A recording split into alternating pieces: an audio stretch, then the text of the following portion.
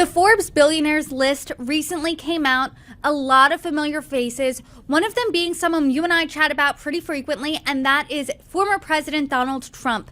And his finances have been a topic of conversation for a while now, but especially in the recent months as he finds himself owing millions of dollars in legal penalties. So before we get into his fortune, can you remind us how he got into this position? Sure. Seems like we talk about this every time, and that's because his legal woes just keep continuing on. Donald Trump is his legal liabilities are stemming from two legal battles, both in the state of New York.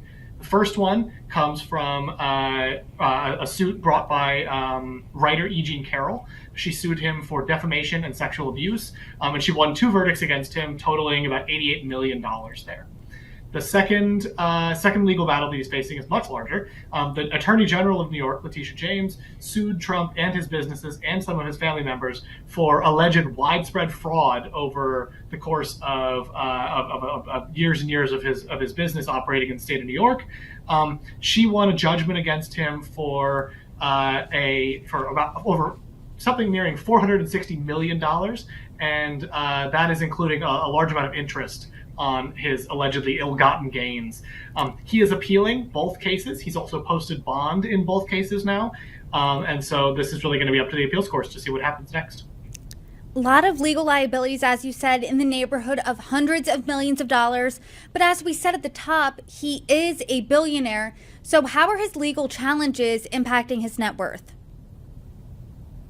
So we're estimating his total legal liabilities are lowering his net worth by over $500 million, about $540 million, and counting every day. Although actually he has posted bond now, so his interest is no longer, as far as I know, growing every single day. So that's really the big thing that's weighing him down. That's weighing him down, but total, give us that number, lay out his finances for us. How much is former President Donald Trump worth, according to Forbes? So according to Forbes' most recent Billionaires list, which came out yesterday, he's only worth $2.3 billion on that list. But that's because we locked in those values just before his Truth Social company, Trump Media and Technology Group, went public. And so just days after we locked in those values, his net worth almost tripled.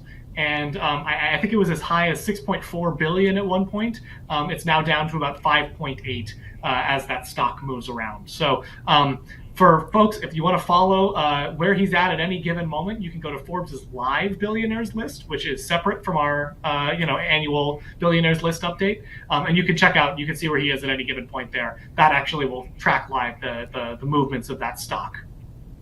I talked to one of our colleagues, Chase Peterson-Withorn, last week when his net worth, and by his, I mean Donald Trump's net worth, not Chase's, more than doubled in the span of a day, as you said, because of Truth going public. But how has his net worth changed year over year? It seems like it's a bit of a roller coaster.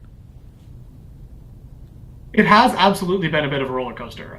So, on the one hand, you have this massive legal liability, this $540 million that we're deducting from his net worth. This is the first valuation that we've done at Forbes that is actually deducting those legal liabilities.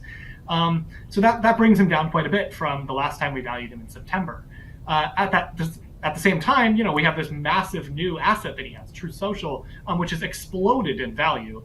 And is now, a super majority of his net worth. Over 60% of his net worth is now represented by his holdings in DJT, his initials, which are the ticker symbol for this company. So it really has been a bit of a roller coaster. And I expect that we're going to see his net worth continue to swing around with the stock price of DJT going forward. Now that so much of his net worth is tied to that publicly traded stock.